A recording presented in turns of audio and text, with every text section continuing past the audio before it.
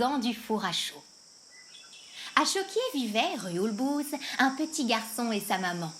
Ils vivaient dans une vieille bâtisse en ruine. L'enfant rêvait d'avoir une cabane, mais sa mère ne pouvait pas la lui offrir tant ils étaient pauvres. Près de sa petite maison sur un chemin de terre s'est trouvé un ancien four à chaud, devant lequel il jouait de temps en temps et où se déroulait le grand feu annuel du village. Or, une nuit, sa maman eut un songe.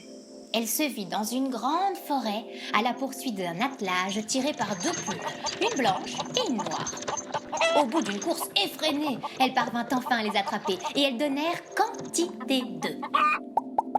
Elle fut intriguée par son rêve. Le matin, elle dit à son fils « Allons marcher pour y chercher une paire de poules. Il me reste encore une pièce de 5 francs que j'avais gardée au cas où nous en aurions besoin. Nous n'avons plus rien à manger depuis 3 jours. Les poules pourront nous aider à nous nourrir correctement. »« Mais, maman, on n'a pas de cage où les mettre. »« Cela ne fait rien, dit-elle. Nous en porterons chacun une. » Ils partirent donc pour le marché. Ils avançaient d'un pas rapide et en face du four à chaud, ils virent un Corrigan qui chantait une drôle de chanson en sautillant autour d'un feu. Lundi, mardi, mercredi, oh lundi, mardi, mercredi. Où allez-vous comme cela? Demanda le petit homme.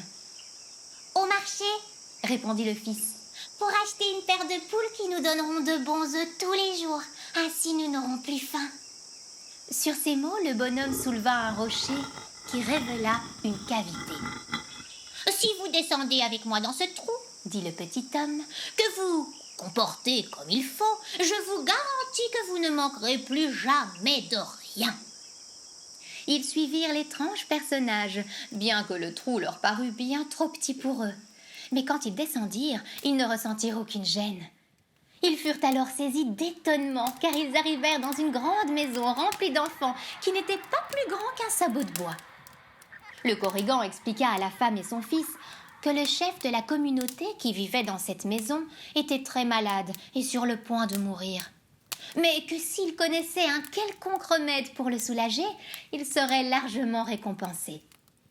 La mère réfléchit et demanda qu'on aille lui chercher des herbes.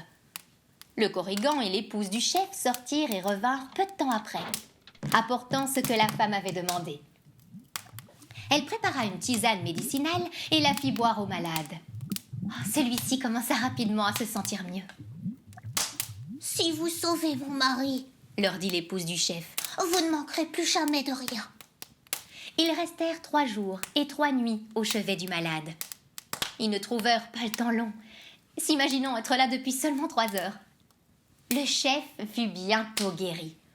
Il dit au garçon et à sa maman « Suivez-nous, nous avons une surprise pour vous. » Le Corrigan, le chef et sa femme se dirigèrent vers une grosse pierre qu'ils soulevèrent sans peine, malgré leur petite taille.